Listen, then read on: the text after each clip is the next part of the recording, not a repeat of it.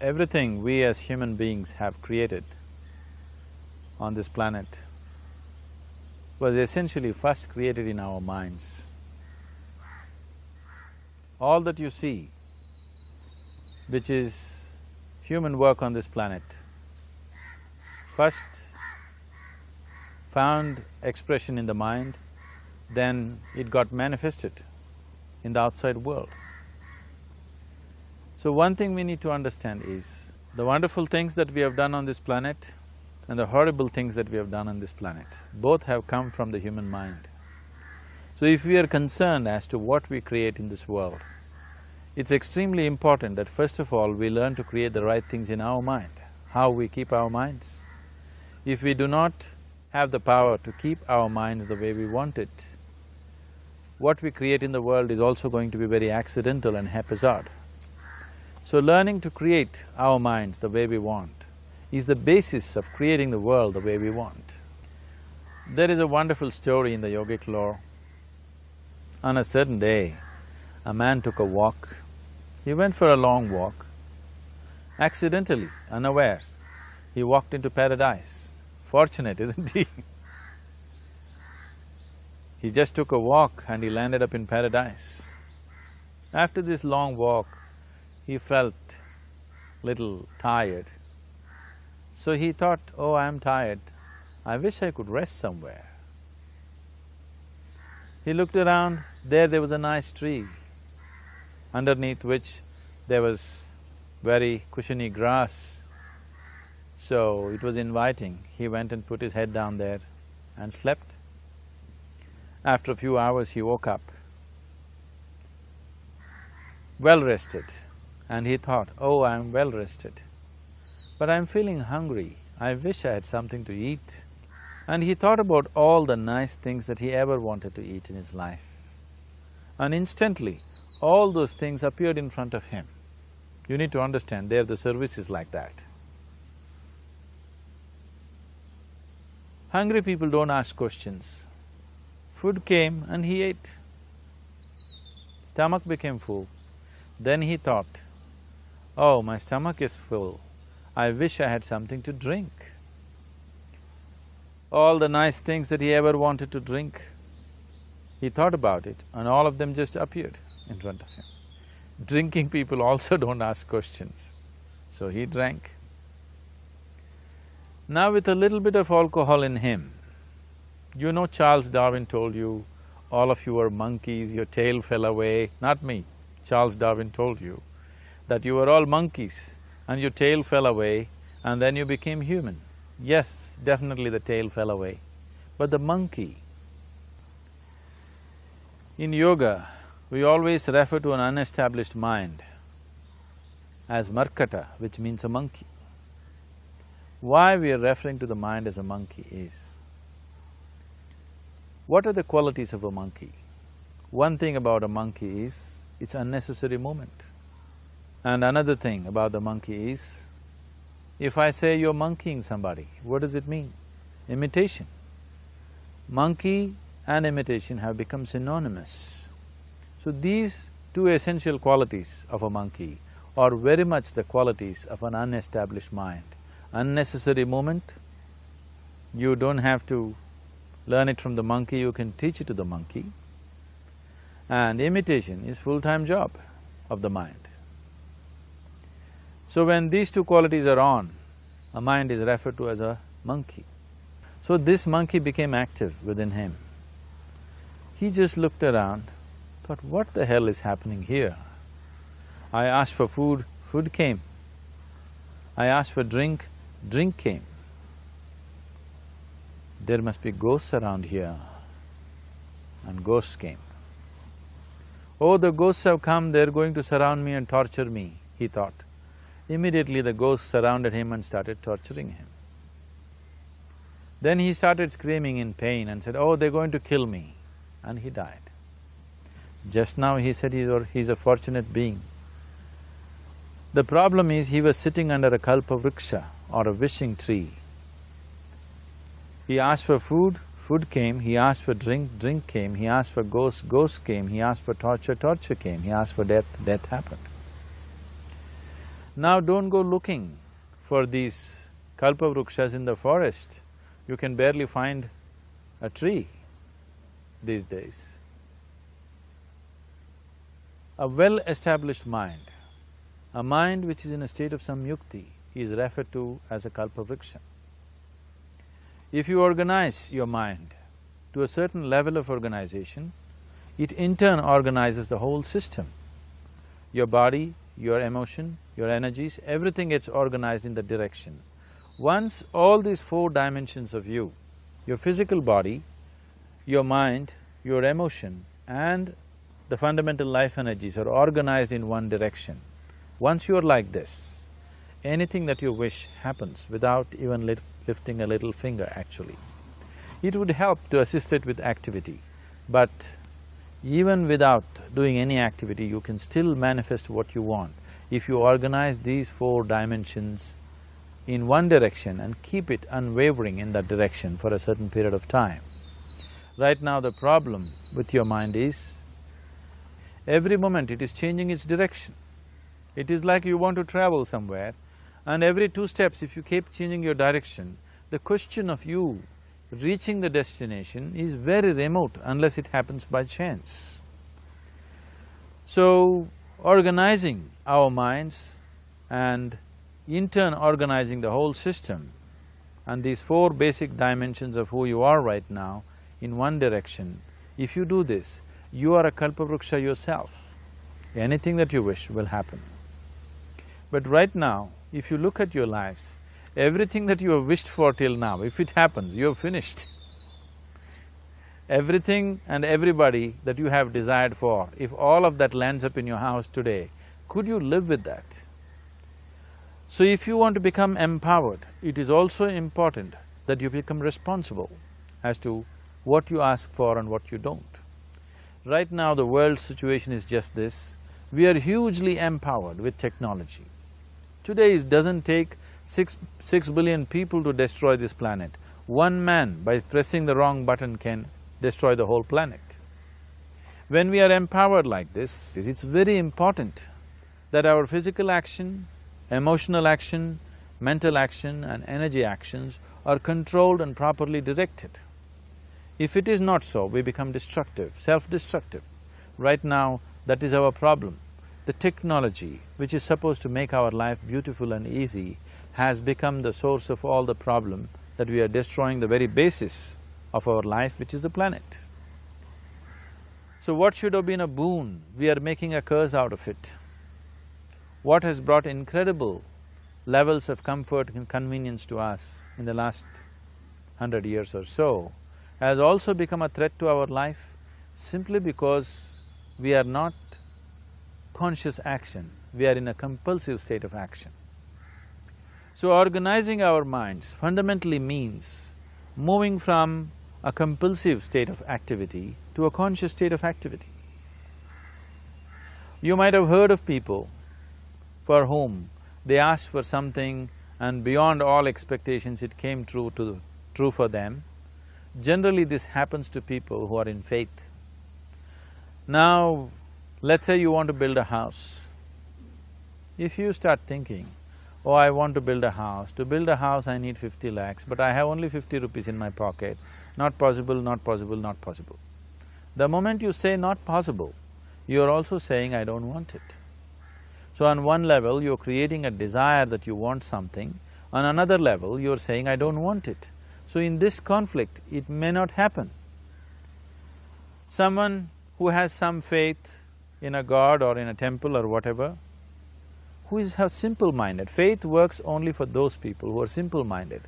Thinking people who are too much thinking, for them it never works. A childlike person who has a simple faith in his god or his temple or whatever, he goes to the temple and says, Shiva, I want a house. I don't know how, you must make it for me. Now in his mind there are no negative thoughts. Will it happen? Will it not happen? Is it possible? Is it not possible? These things are completely removed by this simple act of faith. Now he believes Shiva will do it for him and it will happen. So is Shiva going to come and build your house? No, I want you to understand, God will not lift his little finger for you. what you refer to as God is the source of creation.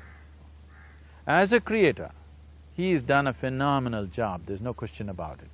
Could you think of a better creation than this? Is it in anybody's imagination to think anything better than what is there right now? So as a creator, he has done his job wonderfully well, but if you want life to happen the way you want it, because right now, the very crux of your happiness and your well-being is this. If at all if you're unhappy, the only and only reason why you're unhappy is life is not happening the way you think it should happen. That's all it is. So if life is not happening the way you think it should happen, you're unhappy. If life happens the way you think it should happen, you are happy. It's as simple as that. So if life has to happen the way you think it should happen, first of all, how you think, with how much focus you think, how much stability is there in your thought, and how much reverberance is there in the thought process will determine whether your thought will become a reality or is it just an empty thought. Or how you do not create any impediments for your thought by creating negative thought process. Is something possible or not possible? Is destroying humanity. What is possible and not possible is not your business, it's nature's business. Your business is just to strive for what you want. Right now you're sitting here, if I ask you two simple questions, I want you to just look at this and answer this. Right now from where you're sitting, can you just fly off? You say no. Right now from where you're sitting, can you get up and walk? You'll say yes. What is the basis of this? Why you say no to flying and yes to walking? Because past experience of life, many times you've gotten up and walked, never did you fly off. Or in other words, you're using the past experience of life as a basis for deciding whether something is possible or not possible. Or in other words, you have decided that what has not happened till now cannot happen in your life in future. This is a disgrace to humanity and the human spirit. What has not happened till now on this planet can happen tomorrow. Human beings are capable of making it happen tomorrow. So what is possible and what is not possible is not your business. That is nature's business. Nature will decide that. You just see what is it that you really want and strive for that. And if your thought is created in a powerful way, without any negativity, without any negative thoughts bringing down the intensity of the thought process, it will definitely manifest. The whole existence today, modern science is proving, is just a reverberation of energy. It is a vibration. Similarly, your thought is also a vibration. If you generate a powerful thought and let it out, it will always manifest itself. So generally, people are using faith as a means to remove the negative thought. Today, once you have become thinking human beings, your faith is not too deep. It doesn't matter how much faith you think you have, somewhere doubts always crop up. Right now, the way your minds are made, this moment, if God appears right here, you will not surrender to Him. You will want an investigation whether He is really God or not. With this kind of mind, you should not waste your time on faith. So there is an alternative, which is commitment. If you simply commit yourself to creating what you really care for, now once again, your thought gets organized in such a way, there is no such thing as whether it's possible or not possible. There is no hurdle in your thought process. Your thought flows freely towards what you want. Once this happens, making it happen will also naturally follow. So to create what you really care for, first and foremost thing is that what you want must be well manifested in your mind, that this is what I want.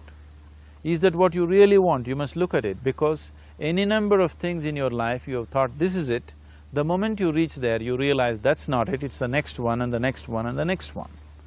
So what is it that one really wants is one thing. First of all, we must explore. Once that is clear, and we are committed to creating it. Now there is a continuous process of thought in that direction. Once you can maintain a steady stream of thought without changing direction, definitely this is going to happen in your life, or it will definitely manifest as a reality in your life. So, either you make this human form into a kalpa vriksha, or you make it into one big mess, which is happening all over. One reason why we have not created the kind of world that all of us would want to live in is, too many people are busy looking up. Too many people are interested in other planets, they're not interested in this planet. For every aspect of their life, they're checking out with other planets. And further, too many people are in service of heaven, they're not on service of this earth. I think right now we need people who are in service of this earth, not heaven. I believe if heaven is closer to divine than where we are, if that is so, I believe they're little more organized than us, they don't need help from us. This has been a major problem on the planet. Anything that is valuable for a human being, anything that is good, the highest aspects of human life have unfortunately been exported to heaven. For example, if you say love, people say God is loving. We do not know whether God is loving or not. Human beings are capable of love. It is very, very important that people understand human beings are capable of love, human beings are capable of compassion, human beings are capable of joy and blissfulness. All the good things that are possible for a human being, unfortunately have been exported to heaven. If we want to create the kind of world that we want to, we need to understand whatever you refer to as God, the idea of God has entered our mind only because we have seen creation around us. Because there is creation, we have assumed a creator. God is a great creator. What you refer to as God is the source of creation. That source of creation has not failed us, has done a fantastic job. But now the question is about management. If you want to leave the management in the hands of the Creator, He will manage it in His own way, according to His agenda. But that's not what you want. You want life to happen the way you want it. Now, for example, let's say all of you here are the India soccer team for the next World Cup, and I am the coach. So these next 4 years, everything that you need to know about football is taught to you. Everything that I know about football is poured into you in so many ways. Now, the time to play the match has come. You're on the field and the ball comes near your foot, but you look at me, then it's no good. You've seen those coaches sitting there and boiling, nothing happens. Because now, once you're on the field, it's your job. So this is the same thing. The Creator has done a fantastic job. Now you're here, it is for you and me to see how to manage this, how we want it, how to keep this world, how… in what condition would all of us enjoy it best is something that we have to look at. So at every stage in our life, we tend to think, this is it. If this one thing happens, everything will be fine with my life. You reach there and you realize that's not it, and you postpone it to something else and something else. This is going on. The first and foremost thing is, you must be clear what is it that you really want. If you do not know what you want, the question of creating it doesn't arise. If you look at what you really want, what every human being wants is, he wants to live joyfully, he wants to live peacefully. In terms of its relationships, he wants it to be loving and affectionate. Or in other words, all that any human being is seeking for is pleasantness within himself, pleasantness around him. If this pleasantness, if it happens in our body, we call this health and pleasure. If it happens in our mind, we call this peace and joy. If it happens in our emotion, we call this love and compassion. if it happens in our energy, we call this blissfulness and ecstasy. This is all that a human being is looking for. Whether he is going to his office to work, he wants to make money, build a career, build a family, he sits in the bar, sits in the temple, he is still looking for the same thing. Pleasantness within, pleasantness around. If this is what we want to create, I think it's time we addressed it directly and commit ourselves to creating it. So you want to create yourself as a peaceful human being, joyful human being, loving human being, a pleasant human being on all levels. And do you also want a world like this? A peaceful world, a loving world, a joyful world? No, I want greenery, I want food. When we say a joyful world, that means everything that you want has happened. So this is all that you're looking for. So all that you need to do is commit yourself to creating it, to create a peaceful, joyful and loving world, both for yourself and everybody around you.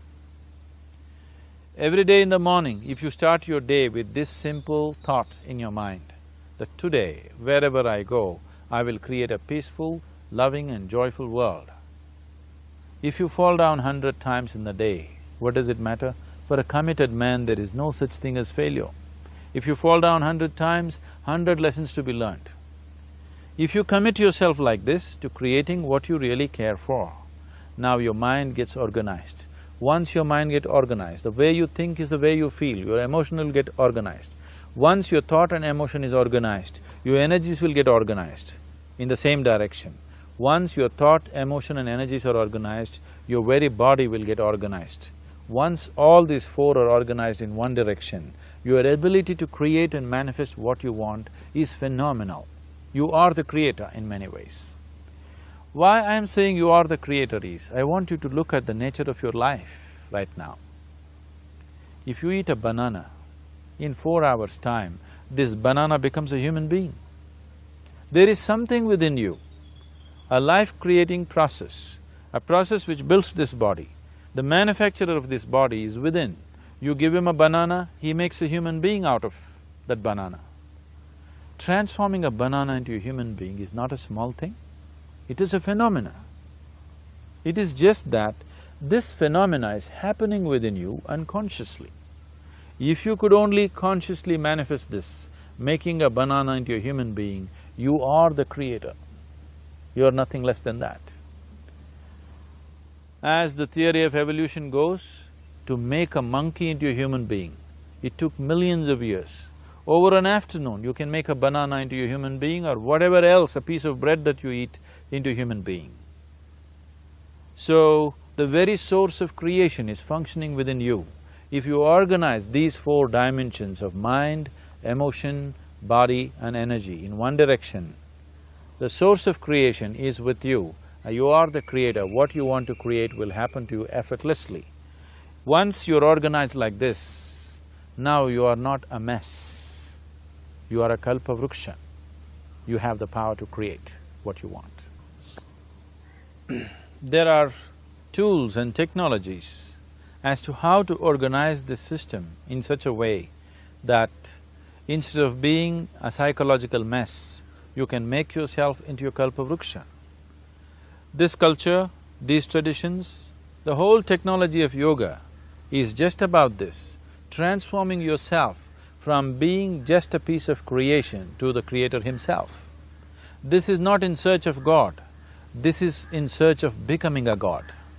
This is not in search of divine, this is in search of becoming divine, because that which you call as divine, that which is the source of existence, is throbbing within you every moment of your life. Otherwise, a piece of bread cannot become a human being in the course of an afternoon. So, shifting from being just a piece of flesh and blood to becoming a creator, there is a whole science and technology for this. There are tools to make this happen. That which is the source of creation is functioning within you every moment of your life. It is just that, have you kept access to that dimension or not? Organizing the 4 basic elements of your life will give you that access. There are tools and technologies to do this. The whole science of yoga, the whole technology that we refer to as yoga, is just about this, transforming yourself from being just a piece of creation to become a creator. For example, 100 years ago, if I picked up something like this and I start speaking to someone who is across in another part of the world, you would think it's some kind of a miracle. Either I must be a messenger or a son or maybe God himself. But today, this is just another gadget that every one of us carry and use. Today sitting here, without using this instrument, if I speak to someone in another part of the world, it is still a miracle for you. So, this instrument happened because of human mind wanting it to happen. 100 years ago, nobody thought this was possible, but today it is just a common thing. Similarly, many things which are not in our perception yet can be brought into our perception, and our ability to create our lives can be greatly enhanced. So the first and foremost thing is to organize the mind and to organize your emotions, body and energy in that line. Once this happens, you are in touch with the fundamental life-creating process within you. Once you're in touch with it, once you're in excess of that power, you have the power to create. You have the power to create your life and your surroundings the way you want it. Because we have lost our power to create, we are making a mess out of ourselves and the world around us. If we operated as the true creator, as it is operating within us, creating this body for us, if we could create our lives with the same sense of organization and sense of purpose, this world and the human being would be in a completely different state. It is my wish and my blessing that every human being in this world should have this access to the source of creation within himself, so that he can function here as a creator, not just as a piece of creation.